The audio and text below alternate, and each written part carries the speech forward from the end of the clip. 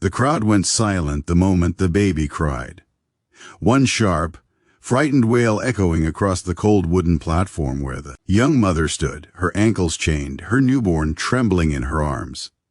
No one spoke of mercy. No one stepped forward to stop the auctioneer's hammer as it rose. And just when it seemed the world had turned its back on her, a deep voice rose from the shadows, "Put that hammer down, or you'll never raise it again." The crowd turned and saw him, a lone mountain man, tall as the pines behind him, a rifle balanced calmly in his hands, eyes burning like storm-lit fire. The mother didn't know his name. The town feared him.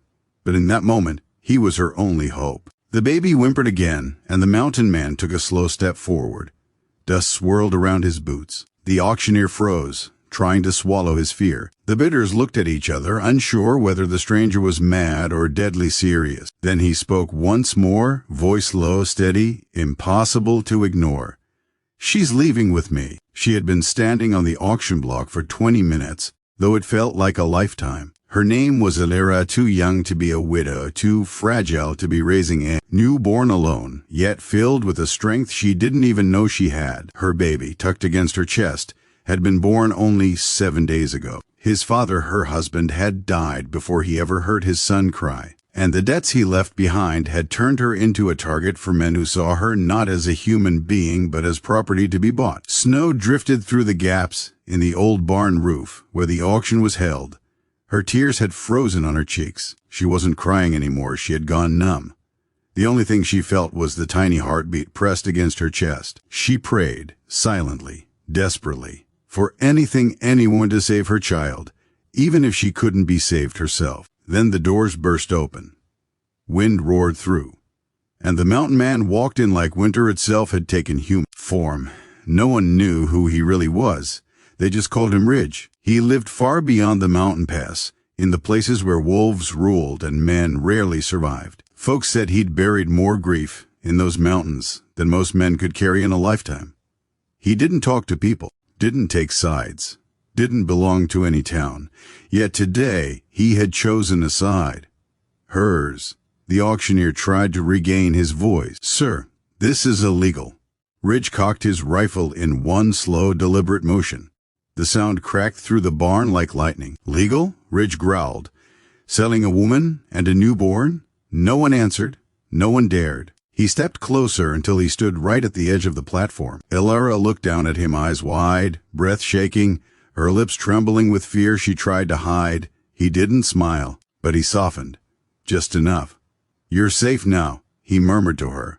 "Both of you." She didn't know whether to believe him, but the warmth in his tone, it was the first kindness she'd heard since her husband died. Behind them, one of the bidders, a thick-necked man with whiskey on his breath, stood up angrily. "She's mine. I paid for her." Ridge didn't even look at him. "She was never yours," he said calmly. The man reached for his knife. Ridge raised the rifle not at him, but straight into the rafters and fired. The explosion of wood and splinters rained down, sending the man stumbling backward in terror.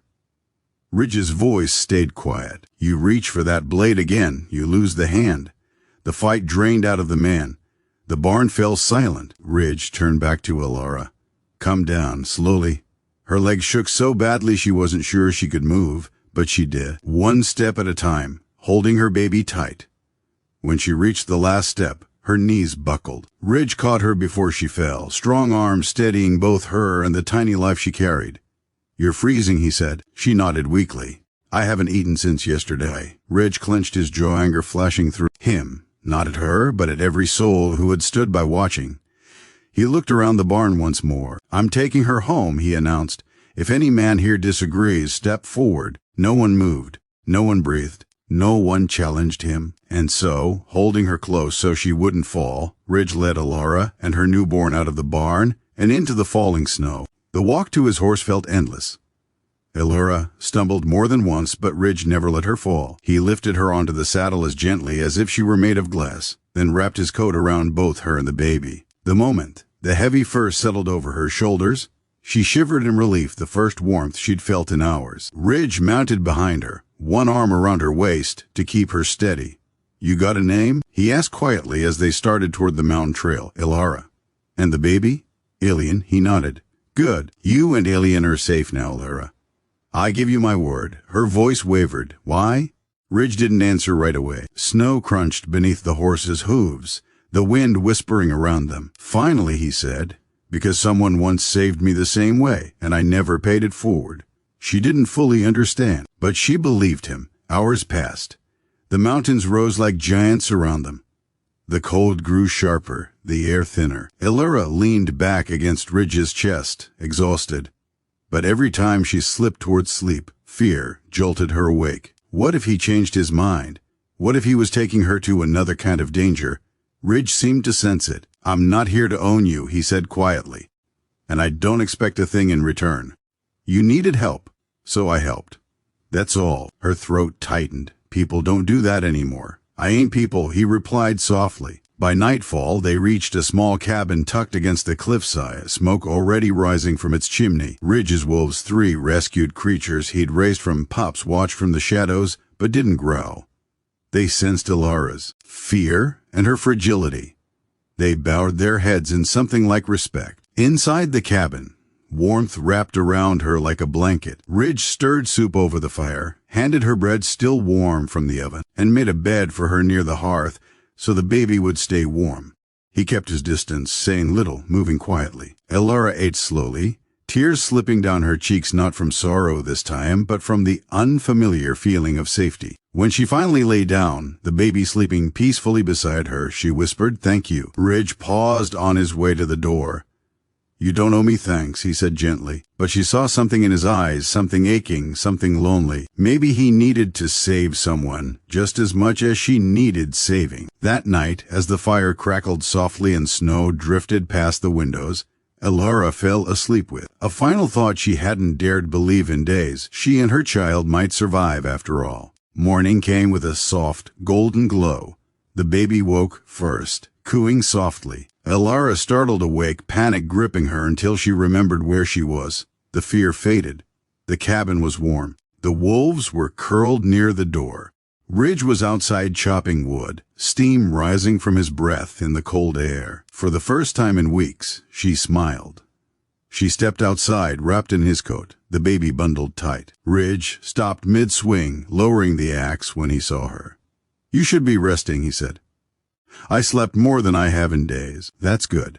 Silence sat between them, not uncomfortable, but fragile. She looked around at the mountains rising high above them, their peaks glowing in the sunrise. "Why do you live all the way out here?" she asked softly. Ridge hesitated, eyes lifting toward the sky as though searching for an answer. "Because the world took everything from me," he finally said, "so I left it behind." Before she could speak, a distant shot echoed through the trees, then another, voices, men, coming closer. Elara tensed.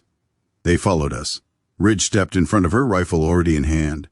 "No," he said calmly, "they hunted you. What do we do?" Ridge didn't look back at her, but his voice was steady as stone. "We survive." The baby began to cry, sensing the fear in the air. Ridge glanced at him once, just once, and something shifted in his expression. A decision, a promise. "No one," he said quietly, "is taking that child. Or you." The voices grew louder. The crunch of boots approached. The wolves stood, hackles raised. Elara clutched her baby, breath trembling. Ridge positioned himself between her and the forest. The first man broke through the trees. Then another and another. Ridge raised his voice, deep and steady. "This is your one chance to walk away." The men hesitated until the thick-necked bear from the auction stepped forward, a knife gleaming at his belt. "We came to take back what's ours," he snarled. "Stand aside." Ridge didn't move. "She was never yours." "Then I'll kill you for her." The man lunged. The rifle fired once. The knife dropped into the snow. The man fell. The others froze. Ridge's voice thundered across the mountains. "Anyone else?" No one dared. Slowly, quietly, they backed away, one by one, disappearing into the trees. Ridge lowered his rifle. The wolves relaxed. Elara collapsed to her knees, tears falling silently onto her baby's blanket. He turned to her, kneeling down. "It's over," he said softly. She shook her head. "They'll come again." Ridge placed a hand over hers, gentle, steady, warm. "Then I'll be here again." Something broke inside her, a dam of fear, of sorrow, of loneliness. She leaned toward him, worn and trembling, and Ridge caught her before she fell. "You're not alone anymore, Elara." His voice was barely above a whisper. Not while I'm breathing.